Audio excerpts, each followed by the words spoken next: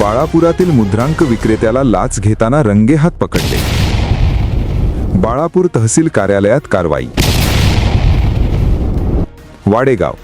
बाळापूर तहसील कार्यालयातील शासकीय मुद्रांक विक्रेता श्याम वंसत देशपांडे वय 55 यास 500 रुपयांची लाच स्वीकारताना लाचलुचपत प्रतिबंधक विभागाच्या पथकाने शुक्रवारी रंगेहात पकडले. बाळापूर तहसील कार्यालयात ही कारवाई करण्यात आली. आरोपी श्याम देशपांडे हे शासकीय मुद्रांक विक्रेता म्हणून तहसील कार्यालयात कार्यरत आहेत. तक्रारदारांनी दिनांक 26 फेब्रुवारी रोजी अकोला ACBकडे प्राप्त तक्रारीनुसार तक्रारदारास शेतीच्या कामासाठी 500 रुपयांचे 4 व 100 रुपयांचे 10 स्टॅम्प हवे होते. त्यासाठी शासनाने ठरवलेल्या 3000 रुपयांच्या शुल्काव्यतिरिक्त आरोपीने स्वतःच्या फायद्यासाठी 600 रुपयांची अतिरिक्त रक्कम म्हणजेच लाच मागितल्याचे तक्रारीत म्हटले आहे.